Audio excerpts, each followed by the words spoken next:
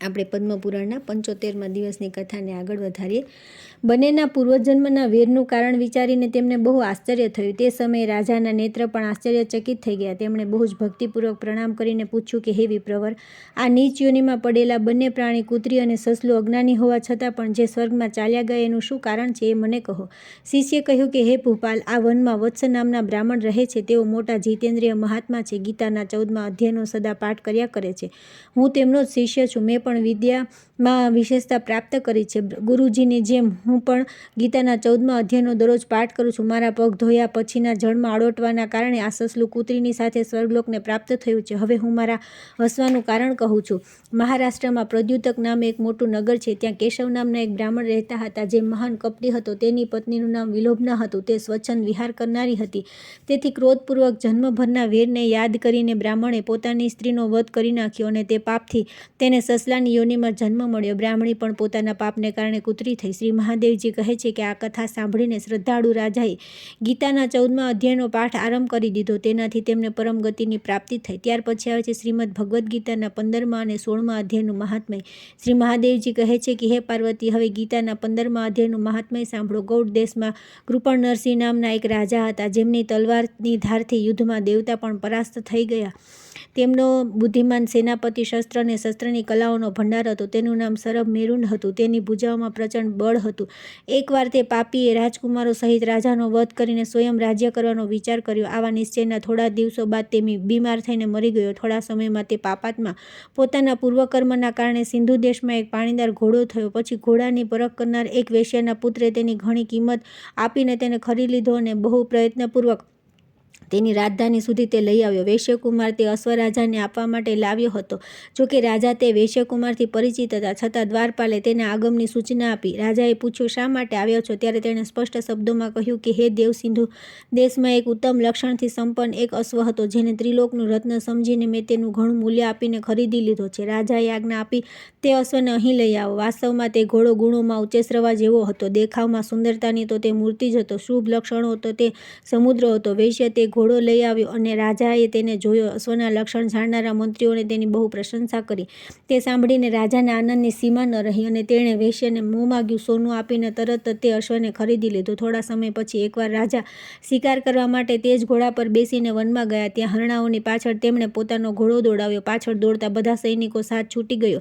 તેઓ પણ ઘણા દૂર નીકળી ગયા. તૃષાએ તેમને વ્યાકુળ કરી દીધું. ત્યારે તે ઘોડા પરથી ઉતરીને જળ શોધવા લાગ્યો. ઘોડાને તો તેમણે વૃક્ષ સાથે બાંધી દીધો અને તે પોતે એક શિલા પર ચડવા લાગ્યો. થોડે સુધી ચડ્યા પછી તેમણે જોયું કે એક પાંદડાનો ટુકડો હવાથી ઉડીને શિલા પર પડ્યો છે. તેમાં ગીતાના 15મા અધ્યાયનો અડધો શ્લોક લખેલો હતો. રાજા તેને વાંચવા લાગ્યા. તેમના મુખેથી ગીતાના અક્ષર સાંભળીને ઘોડો તરત પડી ગયો અને અશ્વયોનિથી તેની મુક્તિ થઈ ગઈ તથા તરત જ દિવ્ય વિમાન પર બેસીને તે સ્વર્ગલોકમાં ચાલ્યો ગયો. ત્યાર પછી રાજાએ પહાડ પર ચડીને એક ઉત્તમ આશ્રમ જોયો, જ્યાં નાગકેસર, કેળા, કેરી અને નાળિયેરના વૃક્ષો લહેરાઈ રહ્યા હતા. આશ્રમની અંદર એક બ્રાહ્મણ બેઠા હતા, જે સંસારની વાસનાઓથી મુક્ત હતા. રાજાએ તેમને પ્રણામ કરીને વિનયપૂર્વક પૂછ્યું કે હે બ્રાહ્મણ, મારો ઘોડો જે હમણાં સ્વર્ગમાં ચાલ્યો ગયો તેમાં શું કારણ છે? રાજાની વાત સાંભળીને ત્રિકાલ જ્ઞાની, મંત્રવેતા અને મહાપુરુષોમાં શ્રેષ્ઠ વિષ્ણુ શર્મા નામના બ્રાહ્મણે કહ્યું કે રાજન, પૂર્વકાળમાં તમારે ત્યાં જે સરબ મેરુન નામનો સેનાપતિ હતો, તે તમને પુત્રો સહિત મારીને સ્વયં રાજ્ય હડપ કરી લેવા તૈયાર થયો હતો. દરમિયાન બીમારીના કારણે તે મૃત્યુનો શિકાર બન્યો હતો. ત્યાર પછી તે તેના પાપથી કોળો થયો હતો. અહીં ક્યાંક ગીતાના 15મા અધ્યાયનો અડધો શ્લોક લખેલો મળી ગયો. તેને વાંચવા લાગ્યા. તે શ્લોકનો તમારા મુખે સાંભળીને તે અશ્વ સ્વર્ગને પ્રાપ્ત થયો. ત્યાર પછી રાજાના સૈનિકો તેમને શોધતા શોધતા ત્યાં આવી પહોંચ્યા. તે બધાની સાથે બ્રાહ્મણને પ્રણામ કરી રાજા પ્રસન્નતાપૂર્વક ત્યાંથી ચાલ્યા ગયા અને ગીતાના 15મા અધ્યાયના શ્લોકાક્ષરોથી અંકિત તે પત્રને વાંચી વાંચીને પ્રસન્ન થવા લાગ્યા. તેમના નેત્રો હર્ષથી ખીલી ઉઠ્યા. ઘેર આવી તેમણે મંત્રવેતા મંત્રીઓની સાથે પોતાના પુત્ર સિંહબલને રાજ્ય સિંહાસન પર અભિષિક્ત કર્યો અને સ્વયં 15મા અધ્યાયના જપથી વિશુદ્ધ થઈ ચિત્ત થઈને મોક્ષ પ્રાપ્ત કરી લીધું. શ્રી મહાદેવજી કહે છે કે હે પાર્વતી, હવે હું ગીતાના 16મા અધ્યાયનું મહાત્મય કહીશ, સાંભળો. ગુજરાતમાં સૌરાષ્ટ્ર નામે એક નગર છે. ત્યાં ખડગબાહુ નામના રાજા રાજ્ય કરતા હતા, જે બીજા ઇન્દ્ર જેવા પરાક્રમી હતા. તેમની પાસે એક હાથી હતો, જે મધ ટપકાવતો રહીને સદા મધથી ઉન્મત્ત રહેતો હતો. તેનું નામ અરિમર્દન હતું. એકવાર તે તેના બંધનો તોડીને બહાર નીકળી ગયો. મહાવતો તેને બંને બાજુ અંકુશ દેખાડીને ડરાવી રહ્યા હતા, પરંતુ ક્રોધવશ તે બધાની અવગણના કરીને તેણે પોતાના રહેવાનું સ્થાન હાથીખાનાને પાડી નાખ્યું. તેના ઉપર ચારે બાજુથી ભાલાઓનો માર ચાલુ હતો. તેમ છતાં મહાવતો પણ ભયભીત હતા. હાથી જરાય ડરતો નહોતો. આવી અભૂતપૂર્વ ઘટના સાંભળીને રાજા પોતે હાથીને વશ કરવાની કળામાં નિપુણ રાજકુમારો સાથે ત્યાં આવ્યા. આવીને તેમણે તે બળવાન દાંતવાળા હાથીને જોયો. નગરના લોકો પોતાના કામધંધા બંધ કરી પોતાના બાળકોને ભયથી બચાવતા બહુ દૂર ઊભા રહીને તે મહાભયંકર ગજરાજને જોતા રહ્યા. તે જ સમયે કોઈ બ્રાહ્મણ તળાવમાં નહાઈને તે જ માર્ગમાં આવ્યા. તે ગીતાના 16મા અધ્યાયના શ્લોકો બોલી રહ્યા હતા. ગામના લોકોએ સૈનિકોને તેમને બહુ રોક્યા, પરંતુ તેમણે કંઈ ન માન્યું. તેમને હાથીનો ભય નહોતો, તેથી તેઓ વિચલિત ન થયા. આ બાજુ હાથી પોતાના ફૂફાડાથી ચારે દિશાઓને ધ્રુજાવતો રહીને લોકોને કચડી રહ્યો હતો. તે બ્રાહ્મણ હાથીના ટપકતા મધને હાથીથી અડકીને કુશળતાપૂર્વક નીકળી ગયા. આ જોઈને રાજા તથા નગરજનોને એટલું આશ્ચર્ય થયું, તેનું વર્ણન કરી શકાય નહીં. રાજાની આંખો ચકિત થઈ ગઈ. તેમણે બ્રાહ્મણને બોલાવીને પોતે સવારી પરથી ઉતરીને પ્રણામ કર્યા અને પૂછ્યું કે, બ્રાહ્મણ, આજે તમે આ મહાન અલૌકિક કાર્ય કર્યું છે, કેમ કે આ કાળ જેવા ભયંકર ગજરાજની સામે તમે જીવતા પાછા આવ્યો છો? પ્રભુ, તમે કયા દેવતાનું પૂજન તથા કયા મંત્રનો જપ કરો છો? તમે કઈ સિદ્ધિ પ્રાપ્ત કરી છે? બ્રાહ્મણે કહ્યું કે, રાજન, હું દરરોજ ગીતાના 16મા અધ્યાયના થોડા શ્લોકોના જપ કર્યા કરું છું. તેનાથી આ બધી સિદ્ધિઓ મળી છે. મહાદેવજી કહે છે કે ત્યારે હાથીનું કુતૂહલ જોવાની ઈચ્છા છોડીને રાજા બ્રહ્મદેવતાની સાથે લઈને પોતાના મહેલમાં આવ્યા. ત્યાં શુભ મુહૂર્ત જોઈને 1,00,000 સુવર્ણ મુદ્રાઓની દક્ષિણા આપી. તેમણે બ્રાહ્મણને સંતુષ્ટ કર્યા અને તેમની પાસેથી ગીતા મંત્રની દીક્ષા લીધી. ગીતાના 16મા અધ્યાયમાં કેટલાક શ્લોકોનો અભ્યાસ કરી લીધા બાદ તેમના મનમાં હાથીને છોડીને તેના કૌતુક જોવાની ઈચ્છા થઈ. પછી તો એક દિવસ સૈનિકોની સાથે બહાર નીકળીને રાજાએ મહાવતોને કહીને તે હાથીને છૂટો કરી દીધો. તેઓ ભયની વાત ભૂલી ગયા. રાજાનો સુખ ભોગવિલાસ પ્રત્યે આસક્તિ ન રહી. તેઓ પોતાનું જીવન તણખલા જેવું સમજીને હાથીની પાસે ચાલ્યા ગયા. હિંમતવાન લોકોમાં અગ્રગણ્ય એવા રાજા ખડગબાહુ મંત્ર પર વિશ્વાસ કરીને હાથીની પાસે ગયા અને સતત મધ ટપકાવતા તેના ગંડસ્થળને હાથ લગાવીને સકુશળ પાછા આવ્યા. કાળના મુખથી ધાર્મિક અને ખલના મુખેથી સાધુ પુરુષની જેમ તે ગજરાજના મુખથી બચીને પાછા આવ્યા. નગરમાં આવ્યા પછી તેમણે પોતાના રાજકુમારને રાજપદ પર અભિષિક્ત કરી સ્વયં ગીતાના 16મા અધ્યાયની ઉપાસના કરીને સદગતિ પ્રાપ્ત કરી. ત્યાર પછી આવે છે શ્રીમદ ભગવદ્ ગીતાના 17મા અને 18મા અધ્યાયનું મહાત્મ્ય. શ્રી મહાદેવજી કહે છે કે, હે પાર્વતી, મેં 16મા અધ્યાયનું મહાત્મ્ય કહ્યું. હવે 17મા અધ્યાયનો અનંત મહિમા સાંભળો. રાજા ખડગબાહુ પુત્રનો દુશાસન નામે એક નોકર હતો. તે બહુ ખોટી બુદ્ધિનો હતો. એકવાર તે માંડલિક રાજકુમારોની સાથે બહુ ધનની શરત લગાવીને હાથી પર ચડ્યો અને થોડાક ડગલા આગળ જઈને લોકોના રોકવા છતાં તે હાથીને જોરથી કઠોર શબ્દો કહેવા લાગ્યો. તેનો અવાજ સાંભળીને હાથી ક્રોધથી સમસમી ગયો અને દુશાસનનો પગ લપસી જવાથી નીચે પડી ગયો. દુશાસને પડીને ઊંચા શ્વાસ લેતો જોઈને કાળ જેવો નિરંકુશ હાથીએ ક્રોધિત થઈને તેને ઉપર ફેંકી દીધો. ઉપરથી પડતા તેના પ્રાણ નીકળી ગયા. આ પ્રમાણે કાલવશ મૃત્યુને પ્રાપ્ત થયા બાદ તેને હાથીની યોનિ મળી અને સિંહલ દ્વીપના મહારાજને ત્યાં તેણે પોતાનો ઘણો સમય વ્યતીત કર્યો. સિંહલ દ્વીપના રાજાની મહારાજ ખડગબાહુ સાથે મિત્રતા હતી, તેથી તેણે દરિયાઈ માર્ગે તે હાથીને મિત્રની પ્રસન્નતા માટે મોકલી દીધો. એક દિવસ રાજાએ શ્લોકની સમસ્યા પૂર્તિથી સંતુષ્ટ થઈને કોઈ કવિને પુરસ્કાર રૂપે તે હાથી આપી દીધો અને તેમણે 100 સોનામહોરો લઈને તેને માલવ નરેશને વેચી દીધો. થોડો સમય વ્યતીત થયા બાદ તે હાથીને યત્નપૂર્વક સાચવવામાં આવતો હતો, છતાં અસાધ્ય બીમારીગ્રસ્ત થઈને મરણાસન્ન થઈ ગયો. મહાવતોએ તેને જ્યારે આવી ચિંતાજનક સ્થિતિમાં જોયો ત્યારે રાજાની પાસે જઈને હાથીના હિતને માટે શીઘ્ર બની વાત કહી. મહારાજ, તમારો હાથી અસ્વસ્થ લાગે છે. તેનું ખાવું પીવું સૂવું બધું છૂટી ગયું છે. અમને સમજાતું નથી કે આનું કારણ શું છે. મહાવતોની વાત સાંભળીને રાજા હાથીના રોગને ઓળખનારા ચિકિત્સા કુશળ મંત્રીઓને સાથે તે સ્થાન પર ગયા જ્યાં હાથી બીમાર અવસ્થામાં પડ્યો હતો. રાજાને જોતાં તેણે બીમારીને ભૂલીને લોકોને આશ્ચર્ય ઉપજાવતી વાણીમાં કહ્યું કે, સંપૂર્ણ શાસ્ત્રોના ગાતા, રાજનીતિના સમુદ્ર, શત્રુઓને પરાસ્ત કરનારા તથા ભગવાન વિષ્ણુના ચરણોમાં અનુરાગ રાખનાર મહારાજ, આ બધી ઔષધિઓ કે વૈદ્યોથી કોઈ લાભ થવાનો નથી. દાન અને જપથી પણ શું સિદ્ધ થશે? તમે કૃપા કરીને ગીતાના 17મા અધ્યાયનો પાઠ કરનારા કોઈ બ્રાહ્મણને બોલાવો. હાથીના કથનાનુસાર રાજાએ બધું જ એ પ્રમાણે કર્યું. ત્યાર પછી ગીતા પાઠ કરવાવાળા બ્રાહ્મણે જ્યારે જળ અભિમંત્રિત કરીને તેના ઉપર નાખ્યું ત્યારે દુશાસન ગજયોનિનો પરિત્યાગ કરીને મુક્ત થઈ ગયો. રાજાએ દુશાસનને દિવ્ય વિમાન પર આરૂઢ અને ઇન્દ્ર જેવા તેજસ્વી જોઈને પૂછ્યું કે, તમે પૂર્વજન્મમાં કોણ હતા અને ક્યાં કર્મથી તમે અહીં હાથી થઈને આવ્યા હતા તે મને જણાવો. રાજાના આ પ્રમાણે પૂછવાથી સંકટમાંથી છૂટેલા દુશાસને વિમાન પર બેઠા બેઠા સસ્થાતાપૂર્વક પોતાના સમાચાર કહી સંભળાવ્યા. ત્યાર પછી નરશ્રેષ્ઠ માલવ નરેશ પણ ગીતાના 17મા અધ્યાયનો જપ કરવા લાગ્યા. તેના કારણે થોડા જ સમયમાં તેમની મુક્તિ થઈ ગઈ. શ્રી પાર્વતીજીએ કહ્યું કે હે ભગવાન, તમે 17મા અધ્યાયનું મહાત્મ્ય કહ્યું, હવે 18મા અધ્યાયના મહાત્મ્યનું વર્ણન કરો. શ્રી મહાદેવજીએ કહ્યું કે હે ગિરિનંદન, ચિન્મય આનંદની ધારા વહાવનાર 18મા અધ્યાયના પવિત્ર મહાત્મ્યને જે વેદથી પણ ઉત્તમ છે, સાંભળો. આ સંપૂર્ણ શાસ્ત્રોનું સર્વસ્વ કાનોમાં પડેલા રસાયણ જેવું તથા સંસારની યાતના ઝાડને છિન્ન ભિન્ન કરનારું છે. સિદ્ધ પુરુષોના માટે આ પરમ રહસ્યની વાત છે. એમાં અવિદ્યાનો નાશ કરવાનું ભરપૂર સામર્થ્ય છે.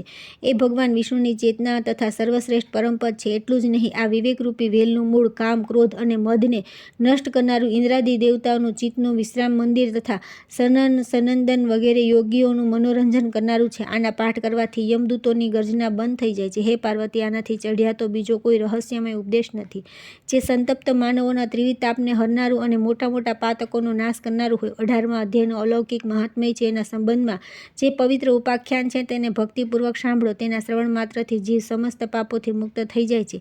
મેરુગીરીના શિખર પર અમરાવતી નામની એક રમણીય પુરી છે. તે પુરી પૂર્વકાળમાં વિશ્વકર્માએ બનાવી હતી. તેમાં દેવતાઓ દ્વારા સેવિત ઇન્દ્ર સચિન સાથે નિવાસ કરે છે. એક દિવસ તેઓ સુખપૂર્વક બેઠા હતા. દરમિયાન તેમણે જોયું કે ભગવાન વિષ્ણુના દૂતો દ્વારા સેવિત એક અન્ય પુરુષ ત્યાંથી આવી રહ્યો છે. ઇન્દ્ર તે નવા આવેલા પુરુષના તેજથી ઝાંખ્યા પડીને તરત જ પોતાના મણિમય સિંહાસન પરથી મંડપમાં પડી ગયા. ત્યારે ઇન્દ્રના સેવકોએ દેવલોકના સામ્રાજ્યનો મુગુટ તે નવા ઇન્દ્રના મસ્તક પર મૂકી દીધો. પછી તો દિવ્ય ગીતો ગાઈ રહેલ દેવાંગનાઓની સાથે બધા દેવતાઓ તેમની આરતી ઉતારવા લાગ્યા. ઋષિઓએ વેદમંત્રોનું ઉચ્ચારણ કરી તેમને અનેક આશીર્વાદ આપ્યા. રંભા વગેરે અપ્સરાઓ તેમની આગળ નૃત્ય કરવા લાગી. ગંધર્વોનું લલિત સ્વરમાં મંગલમય ગાન થવા લાગ્યું. આ પ્રમાણે આ નવા ઇન્દ્રએ 100 યજ્ઞોનું અનુષ્ઠાન કર્યા વિના જ વિવિધ પ્રકારના ઉત્સવોથી સેવિત જોઈને ઇન્દ્રને બહુ આશ્ચર્ય થયું. તેઓ વિચારવા લાગ્યા કે આણે તો રસ્તામાં જ કદી પરબો બંધાવી છે, ન તળાવ ખોદાવ્યા છે અને ન મુસાફરોને વિશ્રામ આપનારા મોટા વૃક્ષો રોપ્યા છે. દુકાળના સમયે અન્ના દ્વારા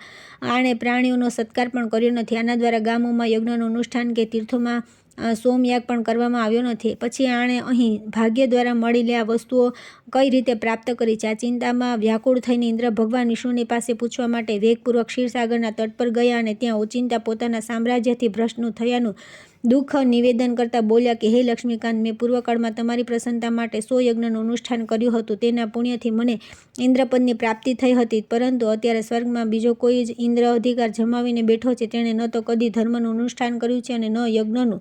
પછી તેણે મારા દિવ્ય સિંહાસન પર અધિકાર કઈ રીતે જમાવી દીધો? ભગવાન બોલ્યા કે ઇન્દ્ર તે ગીતાના 18મા અધ્યાયના 5મા શ્લોકના દરરોજ જાપ કરે છે. તેના પુણ્યથી તેણે તમારા ઉત્તમ સામ્રાજ્યને પ્રાપ્ત કરી લીધું છે. ગીતાના 18મા અધ્યાયનો પાઠ બધા પુણ્યોનો શિરોમણી છે. તેનો આશ્રય લઈને તમે પણ પોતાના પદ પર સ્થિર થઈ શકો છો. ભગવાન વિષ્ણુના આ વચન સાંભળી અને તે ઉત્તમ ઉપાયને જાણી ઇન્દ્ર બ્રાહ્મણને વેશ લઈને ગોદાવરી તટ પર ગયા. ત્યાં તેમણે કાલિકા ગ્રામ નામનું ઉત્તમ અને પવિત્ર નગર જોયું, જ્યાં કાળના પણ કાળ ભગવાન કાલેશ્વર બિરાજમાન છે. ત્યાં ગોદાવરીના તટ પર એક પરમ ધર્માત્મા બ્રાહ્મણ બેઠા હતા, જે વેદોના પારંગત વિદ્વાન અને અત્યંત દયાળુ હતા. તેઓ પોતાના મનને વશ કરીને દરરોજ ગીતાના 18મા અધ્યાયના જપ કર્યા કરતા હતા. તેમને જોઈને ઇન્દ્રે બહુ જ પ્રસન્નતા સાથે તેમના બંને ચરણોમાં મસ્તક ઝુકાવ્યું અને તેમની પાસેથી 18 અધ્યાયનું અધ્યયન કર્યું. પછી તેના પ્રભાવથી તેમણે વિષ્ણુનું સાયુજ્ય પ્રાપ્ત કરી લીધું. ઇન્દ્ર વગેરે દેવતાઓનું પદ તો બહુ નાનું છે એવું જાણીને તેઓ પરમ હર્ષ સાથે ઉત્તમ વૈકુંઠ ધામમાં ચાલ્યા ગયા. તેથી આ અધ્યાય મુનિઓને માટે શ્રેષ્ઠ પરમ તત્વ છે. હે પાર્વતી, 18મા અધ્યાયના આ દિવ્ય મહાત્મ્યનું વર્ણન સમાપ્ત થયું. આના શ્રવણ માત્રથી મનુષ્યને સર્વ પાપોથી છુટકારો મળી જાય છે. આ પ્રમાણે સંપૂર્ણ ગીતાનું પાપનાશક મહાત્મ્ય કહેવામાં આવ્યું છે. હે મહાભાગે, જે પુરુષ શ્રદ્ધાયુક્ત થઈને આનું શ્રવણ કરે છે તે સમસ્ત યજ્ઞોનું ફળ પામીને અંતમાં શ્રી વિષ્ણુનું સાયુજ્ય પ્રાપ્ત કરે છે. ત્યાર પછી આવે છે દેવર્ષિ નારદની સનકાદિક સાથે ભેટ તથા નારદજી દ્વારા ભક્તિ, જ્ઞાન અને વૈરાગ્યના વૃત્તાંતનું વર્ણન. પાર્વતીજીએ કહ્યું કે હે ભગવાન, સમસ્ત પ્રમાણોમાં શ્રીમદ ભગવાન શ્રેષ્ઠ છે, કેમ કે તેના પ્રત્યેક પદમાં મહર્ષિ દ્વારા ભગવાન શ્રી કૃષ્ણના મહિમાનું વિવિધ પ્રકારે ગાન કરવામાં આવ્યું છે. તેથી અત્યારે તેના મહાત્મ્યનું ઇતિહાસ સહિત વર્ણન કરો. મહાદેવજીએ કહ્યું કે જેમનો હજી યજ્ઞોપવિત સંસ્કાર પણ ન થયો તથા જે સમસ્ત લૌકિક વૈદિક કૃત્યોનો પરિત્યાગ કરીને ઘરેથી નીકળીને જઈ રહ્યા હતા, તેવા શુકદેવજી બાલ્યાવસ્થામાં સંન્યાસી થઈ જતા જોઈને તેમના પિતા શ્રીકૃષ્ણ દ્વૈપાયન વિહારથી દુઃખી થઈને પુત્ર પુત્ર તમે ક્યાં જઈ રહ્યા છો? આ પ્રમાણે પોકાર કરવા લાગ્યા. તે સમયે શુકદેવજીની સાથે એકાકાર હોવાના કારણે વૃક્ષોએ તેમના વતી ઉત્તર આપ્યો. એવા સંપૂર્ણ ભૂતોના હૃદયમાં આત્મારૂપે બિરાજમાન પરમજ્ઞાની શુકદેવજી મુનિને હું પ્રણામ કરું છું. એક સમયે ભગવત કથાનું રસાસ્વાદન આસ્વાદન કરવામાં કુશળ પરમ બુદ્ધિમાન શૌનકજીએ નૈમિષારણ્યમાં બિરાજમાન સૂતજી નમસ્કાર કરીને પૂછ્યું. શૌનકજી બોલ્યા કે હે સૂતજી, તમે આ સમયે કોઈ એવી સારપૂર્ણ કથા કહો જે અમારા કાનોને અમૃત જેવી મધુર લાગે. તે અજ્ઞાનરૂપી અંધકારનો અને કરોડો જન્મના પાપોનો નાશ કરનારી હોય. ભક્તિ, જ્ઞાન અને વૈરાગ્ય દ્વારા પ્રાપ્ત થનારું જ્ઞાન કઈ રીતે વધે તથા વૈષ્ણવો કઈ રીતે માયામોહનું નિવારણ કરે છે. આ ઘોર કળિયુગમાં જીવ મોટા ભાગે અસુર ભાવના થઈ ગયા છે. તેથી તેઓ વિવિધ પ્રકારના દુઃખોથી ઘેરાયેલા રહે છે. તેથી તેમની શુદ્ધિનો સર્વશ્રેષ્ઠ ઉપાય શું છે? આ સમયે અમને એવું કોઈ સાધન બતાવો જે સર્વથી વધારે કલ્યાણકારી, પવિત્રને પણ પવિત્ર કરનારું તથા સદાના માટે ભગવાન શ્રી કૃષ્ણની પ્રાપ્તિ કરાવી દેનારું હોય. ચિંતામણી માત્ર લૌકિક સુખ જ આપે છે. કલ્પવૃક્ષ સ્વર્ગ સુધીની સંપત્તિ આપી શકે છે, પરંતુ જે ગુરુદેવ પ્રસન્ન થઈ જાય તો તેઓ યોગીઓને પણ દુર્લભ એવું વૈકુંઠ ધામ પણ આપી શકે છે. સૂતજીએ કહ્યું કે હે શૌનકજી, તમારા હૃદયમાં ભગવાન પ્રતિ પ્રેમ છે, તેથી હું વિચાર કરીને સંપૂર્ણ સિદ્ધાંતોનો નિષ્કર્ષ તમને સંભળાવું છું કે જે જન્મ અને મૃત્યુના ભયનો નાશ કરનારો છે. હું તમને તે સાધન બતાવું છું કે જે ભક્તિના પૂરમાં વૃદ્ધિ કરે છે અને ભગવાન શ્રી કૃષ્ણની પ્રસન્નતાનું મુખ્ય કારણ છે. તો તમે સાવધાન થઈને તે સાંભળો. શ્રી સુખદેવજીએ કળિયુગમાં જીવોના કાળરૂપી સર્પના મુખનો કોળિયો થવાના ત્રાસનો સંપૂર્ણ નાશ કરવા માટે શ્રીમદ ભાગવત શાસ્ત્ર કહ્યું છે. મનની શુદ્ધિ માટે આના કરતાં ઉત્તમ અન્ય કોઈ સાધન નથી. જ્યારે મનુષ્યના જન્મ જન્માંતરનો પુણ્યોદય થાય છે ત્યારે તેને આ ભાગવત શાસ્ત્રની પ્રાપ્તિ થાય છે. જ્યારે સુખદેવજી રાજા પરીક્ષિતને આ કથા સાંભળવા માટે સભામાં બિરાજમાન થયા ત્યારે દેવતાઓ અમૃત કળશ લઈને તેમની પાસે આવ્યા. દેવતાઓ પોતાનું કામ સાધવામાં કુશળ હોય છે, તેથી અહીં પણ એ સૌએ સુખદેવજીને નમસ્કાર કરીને કહ્યું કે હે મુને, તમે આ અમૃત લઈ લો અને બદલામાં અમને કથામૃત આપો. આ રીતે પરસ્પર વિનિમય થઈ જવાથી રાજા પરીક્ષિત અમૃતનું પાન કરશે અને અમે સૌ શ્રીમદ ભાગવત રૂપી અમૃતનું પાન કરીશું. આ સંસારમાં ક્યાં કાચ અને ક્યાં મહામૂલ્ય મણી, ક્યાં અમૃત અને ક્યાં કથા. આમ વિચારી શ્રી સુખદેવજી તે સમયે દેવતાનો ઉપવાસ કર્યો. તેમને ભક્તિશૂન્ય કથાના અધિકારી જાણીને કથામૃત આપ્યું નહીં. આ રીતે શ્રીમદ ભાગવત કથા દેવતાઓને પણ દુર્લભ છે. પહેલાંના સમયે ભાગવતના શ્રવણથી જ રાજા પરીક્ષિતનો મોક્ષ થઈને જોઈને બ્રહ્માજીએ પણ મોટું આશ્ચર્ય થયું. તેમણે સત્યલોકમાં ત્રાજવું બાંધીને બધા સાધનો તોડ્યા અને બધા જ સાધનોમાં તોલવામાં હલકા ઉતર્યા, પણ પોતાની મહત્તાના કારણે ભાગવત જ બધા કરતાં ભારે રહ્યું. આ જોઈને બધા ઋષિઓએ ભારે વિસ્મય થયું. તેમણે કળિયુગમાં ભગવાન રૂપી ભાગવતને જ વાંચવા સાંભળવાથી તત્કાળ મોક્ષ આપે છે એવો નિશ્ચય કર્યો. સપ્તાહ વિધિ સાથે શ્રવણ કરવાથી આ ભાગવત નિશ્ચિતપણે ભક્તિનું પ્રદાન કરે છે. પહેલાંના સમયે આ કથા દયાપારાયણ સનકાદિએ દેવર્ષિ નારદને સંભળાવી હતી. જોકે દેવર્ષિએ એ પહેલાં કથા બ્રહ્માજીના મુખેથી સાંભળેલી હતી, પરંતુ સપ્તાહ શ્રવણની વિધિ તો સનકાદિએ જ તેમને કહી સંભળાવી. શૌનકજીએ પૂછ્યું કે સાંસારિક પ્રપંચથી મુક્ત અને વિચારશીલ નારદજીનો સનકાદિકની સાથે સંયોગ ક્યાં થયો અને વિવિધના શ્રવણમાં તેમને કેવી રીતે પ્રીતિ થઈ? સૂતજીએ કહ્યું કે હવે હું તમને ભક્તિપૂર્ણ કથાનક સંભળાવું છું કે જે શ્રી સુખદેવજી મને પોતાનો અનન્ય શિષ્ય જાણીને એકાંતમાં સંભળાવ્યું હતું. એક દિવસ વિશાલપુરીમાં તે ચારે નિર્મળ ઋષિઓ સત્સંગ માટે આવ્યા. તેમણે ત્યાં નારદજીને જોયા. સનકાદિકે પૂછ્યું કે હે બ્રહ્મન, તમારું મુખ ઉદાસ કેમ છે? તમે શા માટે ચિંતાતુર છો? આટલા બધા ઉતાવળા તમે ક્યાં જઈ રહ્યા છો અને તમારું આગમન ક્યાંથી થઈ રહ્યું છે? અત્યારે તો તમે એવા પુરુષ જેવા શૂન્ય મનસ્ક દેખાવ છો કે જેનું ધન લૂંટાઈ ગયું હોય. તમારા જેવા આસક્ત રહિત પુરુષ માટે આ વાજબી નથી. કહો શું કારણ છે? નારદજીએ કહ્યું કે સર્વોત્તમ લોક સમજીને હું પૃથ્વી પર આવ્યો. અહીં પુષ્કર, પ્રયાગ, કાશી, ગોદાવરી, હરિદ્વાર, કુરુક્ષેત્ર, શ્રીરંગમ, સેતુબંધ વગેરે કેટલાય તીર્થોમાં અહીં તહીં વિચરતો રહ્યો, પણ મનને સંતોષ આપનારી શાંતિ ક્યાંય મળી નહીં. આ સમયે અધર્મના સહાયક કળિયુગે સમસ્ત પૃથ્વીને દુઃખી કરી મૂકી છે. હવે અહીં સત્ય, તપ, શૌચ, બાહ્ય અને આંતરિક પવિત્રતા, દયા, દાન વગેરે કશું પણ નથી. બિચારા જીવ માત્ર પોતાનું પેટ ભરવામાં જ લાગેલા છે. તેઓ અસત્યભાષી, આળસુ, મંદબુદ્ધિ, ભાગ્યહીન અને ઉપદ્રવગ્રસ્ત થઈ ગયા છે. જેઓ સાધુસંત કહેવાય છે તેઓ પૂરા પાખંડી થઈ ગયા છે. જોવામાં તો તેઓ વિરક્ત લાગે છે, પરંતુ પત્ની, ધન વગેરે બધાનો પરિગ્રહ કરે છે.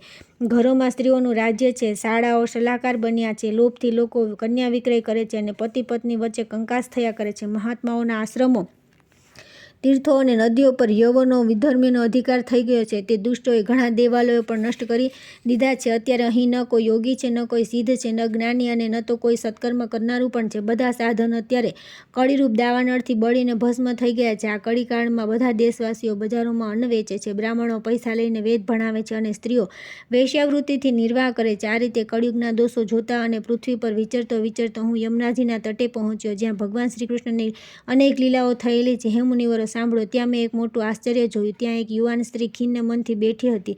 તેની બાજુમાં 2 વૃદ્ધ પુરુષો અચેતન અવસ્થામાં પડ્યા હતા અને જોરજોરથી શ્વાસ લઈ રહ્યા હતા. તે યુવતી તેમની સેવા કરતી હતી, ક્યારેક તેમને સચેત કરવા પ્રયત્ન કરતી હતી તો ક્યારેક તેમની આગળ રોવા લાગતી હતી. તે પોતાના શરીરના રક્ષક પરમાત્માને દસે દિશાઓમાં જોતી હતી. તેની ચારે બાજુ સેંકડો સ્ત્રીઓ તેને વીંઝળો નાખી રહી હતી અને વારંવાર સમજાવી રહી હતી. દૂરથી આ બધું જોઈને હું કુતૂહલવશ તેની પાસે ગયો.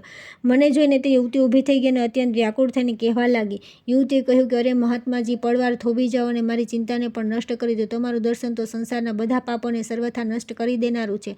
તમારા વચનોથી મારા દુઃખની પણ ઠીક શાંતિ થશે. મનુષ્યનું જ્યારે મહાભાગ્ય હોય છે ત્યારે તમારા દર્શન થતા હોય છે. નારદજી કહે છે કે ત્યારે મેં તે સ્ત્રીને પૂછ્યું કે દેવી, તમે કોણ છો? આ બંને પુરુષો તમારા શું થાય છે અને તમારી પાસે આ કમલનયની દેવીઓ કોણ છે?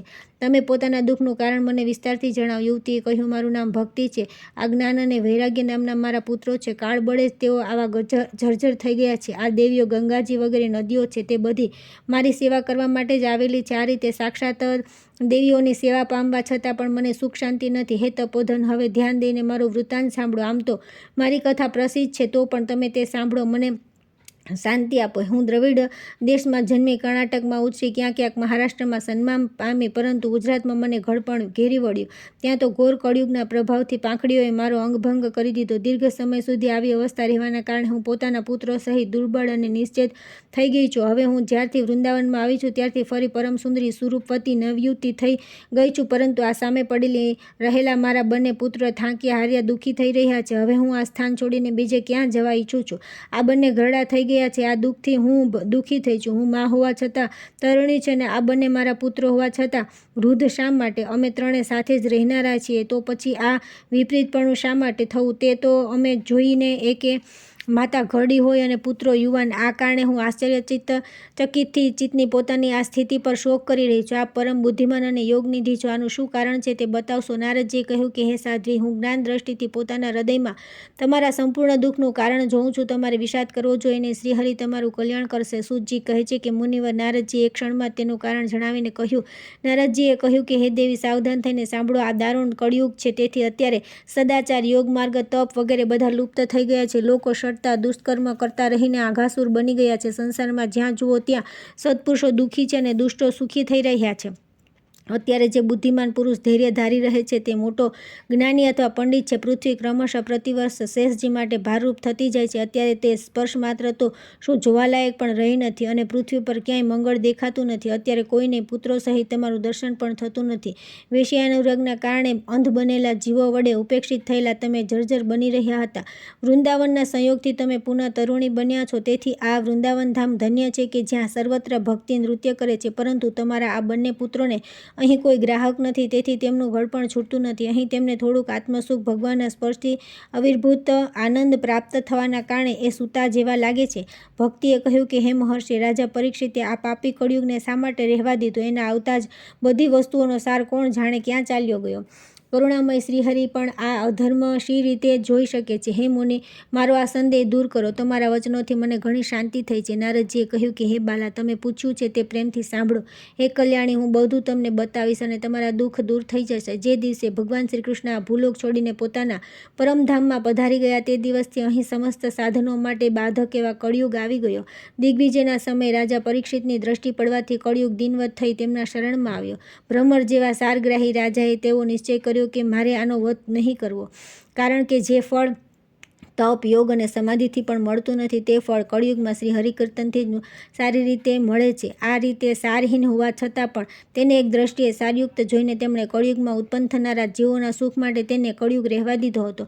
આ સમયે લોકો કુકર્મમાં પ્રવૃત્ત છે, તેથી બધી જ વસ્તુઓનો સાર નીકળી ગયો છે અને પૃથ્વીના તમામ પદાર્થો બીજહીન ભૂસા જેવા થઈ ગયા છે. બ્રાહ્મણો માત્ર અન્ન, ધન પ્રાપ્તિના લોભે જ પ્રત્યેક ઘર અને પ્રત્યેક માણસને ભગવતની કથા સંભળાવે છે. તેથી કથાનો સાર ચાલ્યો ગયો.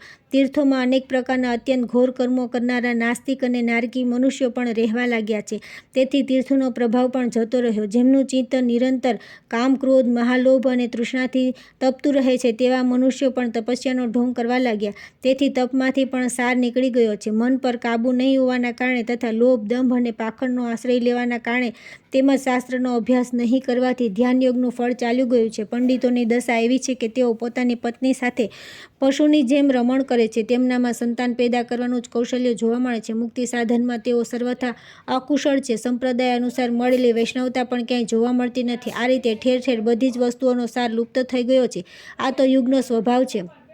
આમાં કોઈનો દોષ નથી. તેથી જ પુંડરીકાક્ષ ભગવાન અત્યંત નજીક રહેવા છતાં પણ આ બધું સહી રહ્યા છે. સૂતજી કહે છે કે હે શૌનકજી, આ પ્રમાણે દેવર્ષિ નારદના વચનો સાંભળીને ભક્તિને ભારે આશ્ચર્ય થયું. એ પછી તેણે કંઈ જ કહ્યું તે સાંભળો.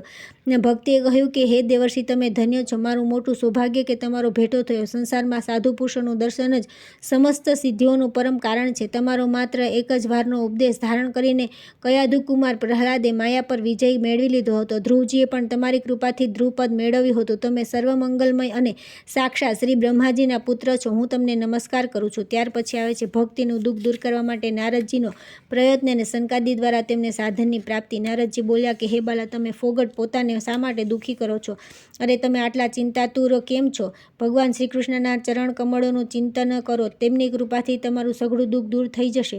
જેમણે કૌરવોના અત્યાચારમાંથી દ્રૌપદીનું રક્ષણ કર્યું અને ગોપસ્ત્રીઓને સનાત કરી હતી, તે શ્રી કૃષ્ણ ક્યાંય જતા થોડા રહ્યા છે. વળી તમે તો સાક્ષાત ભક્તિ છો અને તેમને તમે હંમેશા પ્રાણથી પ્રિય છો. તમારા બોલવાથી તો ભગવાન નીચ લોકોના ઘરોમાં પણ ચાલ્યા આવે છે. સત્ય, ત્રેતા અને દ્વાપર આ ત્રણેય યુગોમાં જ્ઞાન અને વૈરાગ્ય મુક્તિના સાધન હતા, પરંતુ કળિયુગમાં તો કેવળ ભક્તિ જ બ્રહ્મ સાયુજ્યની પ્રાપ્તિ કરાવનારી છે. આમ વિચારીને જ પરમાનંદ ચિન્મૂર્તિ જ્ઞાન સ્વરૂપ શ્રી હરિએ પોતાના સ્વસ્વરૂપી તેમને રચ્યા છે. તમે સાક્ષાત શ્રી કૃષ્ણચંદ્રના પ્રિય અને પરમ સુંદરી છો. એકવાર જ્યારે તમે હાથ જોડીને પૂછ્યું હતું કે હું શું કરું, ત્યારે ભગવાન તમને આજ્ઞા આપી હતી કે મારા ભક્તોનું પોષણ કર. તમે ભગવાનની એ આજ્ઞા સ્વીકારી લીધી. તેથી શ્રીહરિ તમારી ઉપર અત્યંત પ્રસન્ન થયા અને તમારી સેવા કરવા માટે તમને દાસી રૂપે મુક્તિનું અને પુત્રો રૂપે જ્ઞાન અને વૈરાગ્યનું પ્રદાન કર્યું. તમે પોતાના સાક્ષાત સ્વરૂપથી વૈકુંઠધામમાં જ ભક્તોનું પોષણ કરો છો. ભૂલોક તો તમે ભક્તોની પુષ્ટિ માટે કેવળ છાયારૂપ જ ધારણ કર્યું છે. ત્યારે તમે મુક્તિ, જ્ઞાન અને વૈરાગ્યને સાથે લઈને પૃથ્વી તળમાં આવ્યા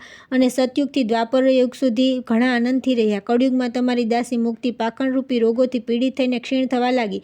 તેથી તો તે તરત તમારી આજ્ઞાથી વૈકુંઠમાં ચાલી ગઈ. આ લોકમાં પણ તમે સ્મરણ કરો છો ત્યારે તે આવે છે અને ફરી પાછી ચાલી જાય છે. પરંતુ આ જ્ઞાન, વૈરાગ્ય અને પુત્રો માનીને તમે પોતાની પાસે રાખ્યા છે. તેમ છતાં કળિયુગમાં તેમની ઉપેક્ષા થવાના કારણે તમારા પુત્રો ઉત્સાહહીન બની અને વૃદ્ધ થઈ ગયા છે. તો પણ તમે ચિંતા ન કરો. હું તમને નવજીવનનો ઉપાય વિચારું છું. હે સુમુખી, કળિયુગ જેવો અન્ય કોઈ યુગ નથી. આ યુગમાં હું તમને ઘરે ઘરે પ્રત્યેક મનુષ્યના હૃદયમાં સ્થાપિત કરીશ. જો અન્ય બધા ધર્મોને દબાવીને અને ભક્તિ વિષયક મહોત્સવને આગળ રાખીને જો હું આ લોકમાં તમારો પ્રચાર ન કરું તો શ્રીહરિનો દાસ નહીં. આ કળિયુગમાં જે જીવો તમારાથી યુક્ત હશે તેઓ પાપી હોવા છતાં પણ નિર્વિરોધ શ્રી ભગવાન શ્રી કૃષ્ણના અભયધામને પામશે. જેમના હૃદયમાં નિરંતર પ્રેમરૂપી ભક્તિ નિવાસ કરે છે તેવા શુદ્ધ અંતઃકરણના મનુષ્યો સ્વપ્નમાં પણ યમરાજને જોતા નથી. જેમના હૃદયમાં મહારાણી ભક્તિનો નિવાસ છે તેમનો સ્પર્શ કરવા પણ પ્રેત, પિશાચ, રાક્ષસ, દૈત્ય વગેરે સમર્થ હોતા નથી. ભગવાનને તપ, વેદાધ્યન, જ્ઞાન, કર્મ વગેરે કોઈ પણ સાધનથી વશ કરી શકાતા નથી. તેઓ તો માત્ર ભક્તિથી જ વશીભૂત થાય છે. આમાં ગોપીજનો પ્રમાણ છે. મનુષ્યનો 1000 જન્મોના પુણ્ય પ્રતાપે ભક્તિમાં અનુરાગ થાય છે. કળિયુગમાં કેવળ ભક્તિ સાર છે. ભક્તિથી તો સાક્ષાત શ્રી કૃષ્ણચંદ્ર પ્રત્યક્ષ ઉપસ્થિત થાય છે. જે લોકો ભક્તિનો દ્રોહ કરે છે તેઓ ત્રણેય લોકમાં દુઃખ જ દુઃખ પામે છે. પહેલાના સમયે ભક્તોનો તિરસ્કાર કરનારા દુર્વાસા ઋષિએ ભારે કષ્ટ વેઠવું પડ્યું હતું. બસ વ્રત, તીર્થ, યોગ, યજ્ઞ, જ્ઞાનચર્યા વગેરે ઘણા બધા સાધનોનું શું કામ છે? એકમાત્ર ભક્તિ જ મુક્તિ આપનારી છે. સૂતજી કહે છે કે આ રીતે નારદજીએ નિર્ણય કરેલા પોતાના મહાત્મ્યને સાંભળીને ભક્તિના બધા અંગો પુષ્ટ થયા અને તે ભક્તિ નારદજીને કહેવા લાગ્યા. ભક્તિએ કહ્યું કે હે નારદજી, તમે ધન્ય છો. મારામાં તમારી નિશ્ચળ પ્રીતિ છે. હું હંમેશા તમારા હૃદયમાં રહીશ. તમને છોડીને ક્યારેય જઈશ નહીં. હે સાધુ, તમે મહાકૃપાળુ છો. તમે ક્ષણવારમાં જ મારું સઘળું દુઃખ દૂર કર્યું, પણ હજી મારા પુત્રોમાં ચેતના આવી નથી. તમે એમને તત્કાળ સચેત કરી દો, જાગૃત કરી દો. સૂતજી કહે છે કે ભક્તિના આ વચન સાંભળીને નારદજી કરુણાપૂર્ણ બોલ્યા કે તેઓ તમને જ્ઞાન, વૈરાગ્યને હાથે હચમચાવીને જગાડવા લાગ્યા. પછી તેમના કાન પાસે મોં લાવીને જોરથી બોલ્યા, ઓ જ્ઞાન, જલ્દી જાગો. ઓ વૈરાગ્ય, જલ્દી જાગો. પછી તેમણે વેદધ્વનિ, વેદાંત ઘોષ અને વારંવાર ગીતાપાઠ કરી તેમને જગાડ્યા. તેથી તેઓ ઘણી મુશ્કેલીથી ઉઠી શક્યા, પરંતુ આળસને કારણે તે બંને વગાસા ખાતા રહ્યા. આંખો ખોલીને જોઈ પણ શક્યા નહીં. તેમના વાળ બગલાઓની જેમ સફેદ થઈ ગયા હતા. તેમના અંગો પ્રાય સૂકા લાકડા જેવા નિશ્ચેત અને કઠોર થઈ ગયા હતા. આ રીતે ભૂખ તરસના માર્યા અત્યંત નિર્બળ હોવાના કારણે તેમને ફરી સૂતા જોઈને નારદજી મોટી ચિંતા થઈ અને તેઓ વિચારવા લાગ્યા કે હવે મારે શું કરવું. આમની આ નિંદ્રા અને એનાથી વધુ તો એમની વૃદ્ધાવસ્થા કેમ દૂર થાય. હે શૌનકજી, આ રીતે ચિંતા કરતાં કરતાં તેઓ નારદજી ભગવાનનું સ્મરણ કરવા લાગ્યા. તે જ સમયે એવી આકાશવાણી થઈ કે હે મુનિ, ખેદ ના કરો, તમારો આ પ્રયત્ન નિસંદેહ સફળ થશે. હે દેવર્ષિ, આ માટે તમે એક સત્કર્મ કરો કે જે કર્મ તમને સંત શિરોમણી મહાનુભાવ બતાવશે. તે સત્કર્મનું અનુષ્ઠાન કરતાં ક્ષણવારમાં આમની નિંદ્રા અને વૃદ્ધાવસ્થા ચાલી જશે તથા સર્વત્ર ભક્તિનો પ્રસાર થશે. આ આકાશવાણી ત્યાં સૌએ સ્પષ્ટપણે સાંભળી. આનાથી નારદજીને મોટું વિસ્મય થયું અને તેઓ કહેવા લાગ્યા કે મને તો આનો કોઈ આશય સમજાયો નહીં. નારદજી બોલ્યા કે આકાશવાણીએ પણ ગૂઢ રૂપે જ વાત કહી છે. એ તો બતાવ્યું નહીં કે ક્યું સાધન કરવામાં આવે કે જેથી આમનું કાર્ય સિદ્ધ થાય. તે સંત કોણ જાણે ક્યાં મળશે અને કેવી રીતે તેઓ તે સાધન બતાવશે. અત્યારે આકાશવાણીએ જે કંઈ કહ્યું છે તે અનુસાર મારે શું કરવું જોઈએ. સૂતજી કહે છે કે હે શૌનકજી, પછી તો જ્ઞાન વૈરાગ્ય બને ત્યાં છોડીને નારદ મુનિ ત્યાંથી ચાલી નીકળ્યા અને પ્રત્યેક તીર્થમાં જઈને માર્ગમાં મળતા મુનીશ્વરોને તે સાધન વિશે પૂછતા રહ્યા. તેમની તે વાત સાંભળતા તે બધા હતા, પણ તે બાબતમાં કોઈ કંઈ પણ નિશ્ચિત ઉત્તર આપતા ન હતા. કેટલાકે તેને અસાધ્ય બતાવ્યું તો કોઈ બોલ્યા આનો બરાબર પતો મળવાનું જ મુશ્કેલ છે. કેટલાક સાંભળીને ચૂપ રહ્યા અને કોઈ તો પોતાની અવજ્ઞા થવાના ભયથી વાત ટાળી ટટોળીને ખસી ગયા. ત્રિલોકમાં મહાન આશ્ચર્યકારક હાહાકાર મચી ગયો. લોકો માહે ગુપસુપ કરવા લાગ્યા કે ભાઈ, જ્યારે વેદધ્વનિ, વેદાંત ઘોષ અને વારંવાર ગીતાપાઠ સાંભળવા છતાં પણ ભક્તિ, જ્ઞાન અને વૈરાગ્ય આ ત્રણેયને જગાડી ન શક્યા, ત્યારે તો અન્ય કોઈ ઉપાય નથી. સ્વયં યોગીરાજ નારદજીને પણ જેનું જ્ઞાન નથી તેને બીજા સંસારી લોકો કેવી રીતે બતાવી શકે. આ રીતે જે ઋષિઓએ આ બાબત પૂછવામાં આવ્યું તેમણે નિર્ણય કરીને એક જ કહ્યું કે આ વાત દુસ્સાહ્ય છે.